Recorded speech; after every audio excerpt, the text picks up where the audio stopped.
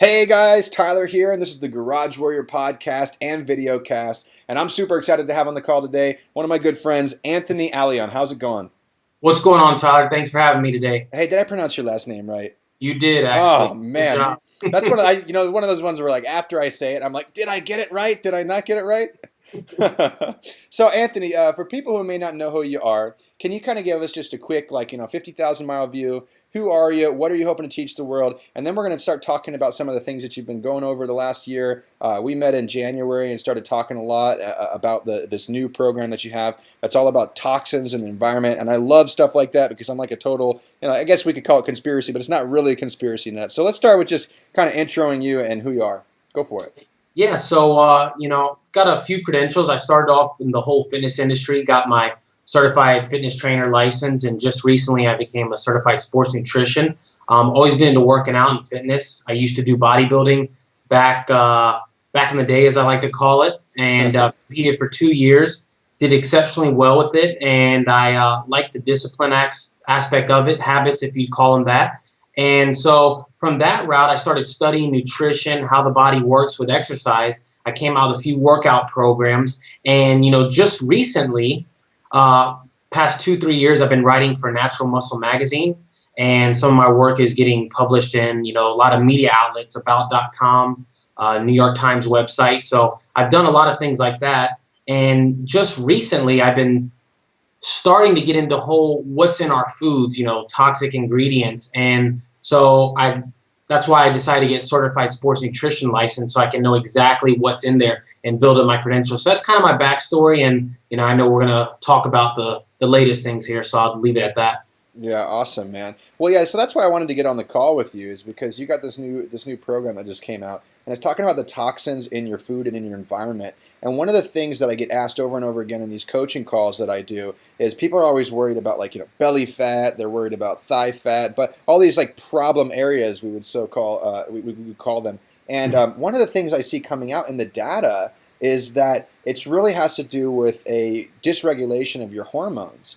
And so a lot of these people who have stubborn belly fat, to me, a lot of it is due to this toxic overload in their environment. And so I thought it was really important that we get you on the call and we start talking about all these toxin things that people might not know about. And the reality is, I've done a little research myself. You could take a shower and not realize that your shower is hurting you in several different ways. We're not just talking about one thing. So, Yeah. so several different ways. So let's just dig in, man. How did you come across this concept of toxins in your food, and what kind of research did you do to get to where you are right now? Yeah, so basically, it really started off last June or July when my mother, she had lost 25 pounds on one of the popular diet programs with box dinners, frozen dinners. Okay, sure. It's convenient. You could take it with you to work. You can eat them at home, just pop it in the microwave, boom, you're done. And she lost 25 pounds. I said, wow, looking great. And then all of a sudden, I get the call that she's going to the hospital with all these chest pains. One of her coworkers taking her in, and I go, it's kind of weird. I didn't know what was going on. Is she having a heart attack? I mean, this is, chest pains. What could it be? There's weird thoughts racing through my Sure. my head. So get to the hospital, and 3 days she was there, and I said that maybe that was it. Maybe it was just a freak accident. I don't really know. So I was happy she was out. And then a week later, she's going back again for the same thing, chest pains, migraines.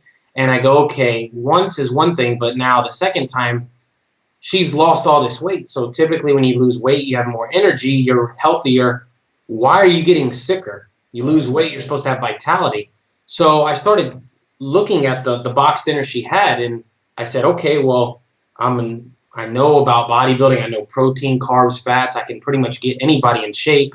And the one thing I thought of, I go, what about all these other ingredients here? What is all these long words I can't even pronounce? Sure. Diazicarbonamide. Whoa. So I said, I don't know what it is. Maybe I should at least research it.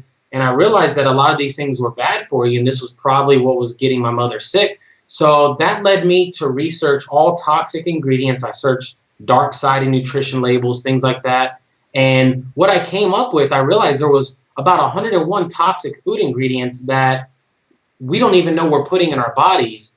And if you've noticed, there's been a rise in cancer, diabetes, high blood pressure. I mean, 1 out of 3 people get cancer, 1 out of 2 get heart disease.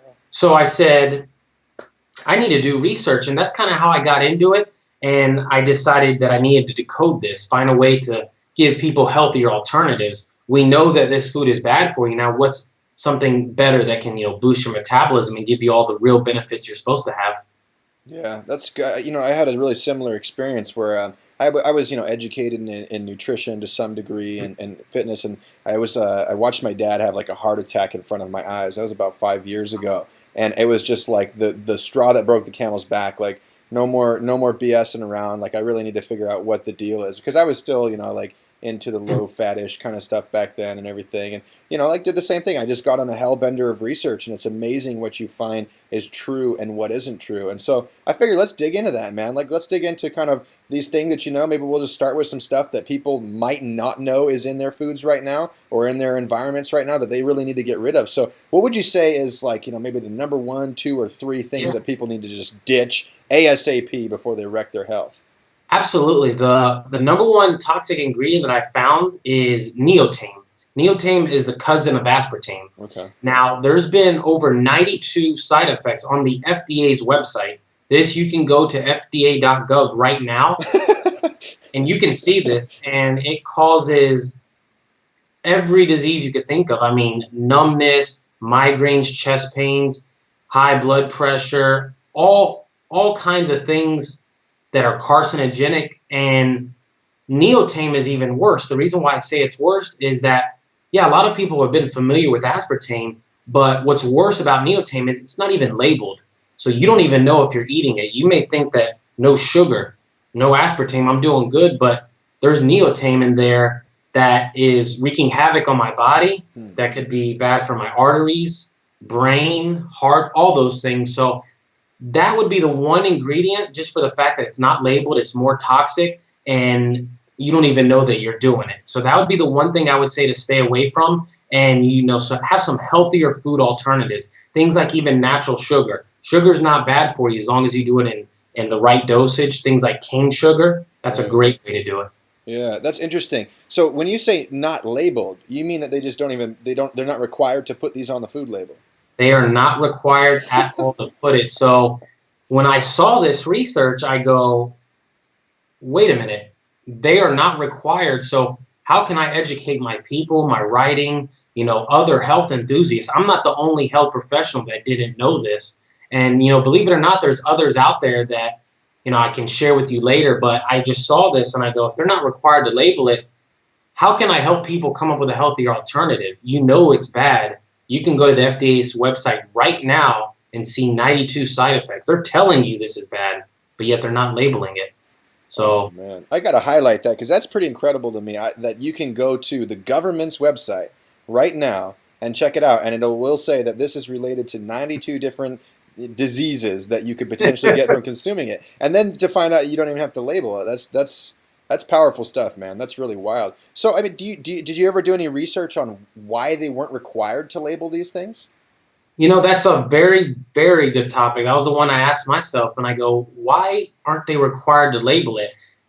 They just are under the impression that it's a good filler. Oh, well, you know what? We'll lower the sugar to make it healthier. Right. There's not enough research on this, but yet again, aspartame has the same molecular structure as neotame.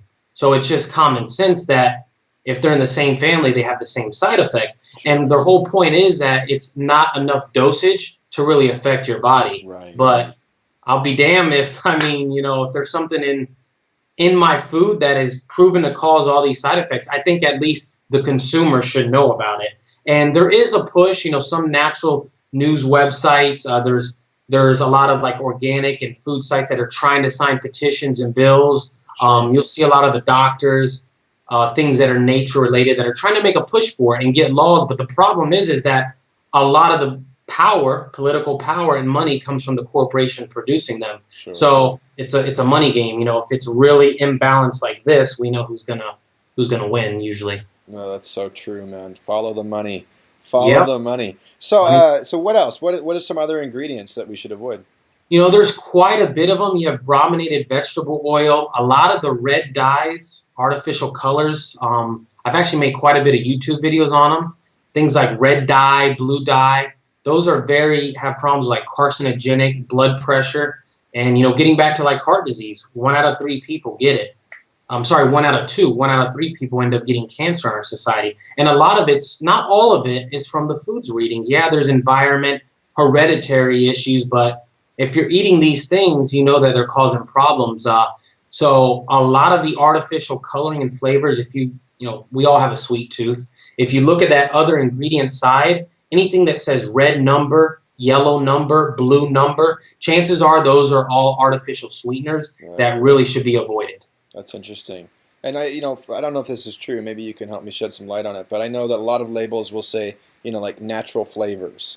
And under that label of natural flavors, they can put a lot of different things. Tell us about that. Yeah, that's excellent. I actually created a whole, ebook on that for the simple fact when I saw things like organic, I realized that it's not all organic. Right. 100% organic only means 95% organic. So just because it says all natural doesn't necessarily mean that it's all from the earth. It just means that a certain percentage are natural ingredients, but they could put all these fillers in there, like neotame, that people don't even know about. So these people are trying to tell us about it. Their voice isn't big enough compared to the giant, food companies per se. Yeah, man, it's a crime. It's just crazy to me that you can take a food and you can fill it up with other stuff. Like, what is even the point of fillers? Are they trying to enhance taste? Is that the idea?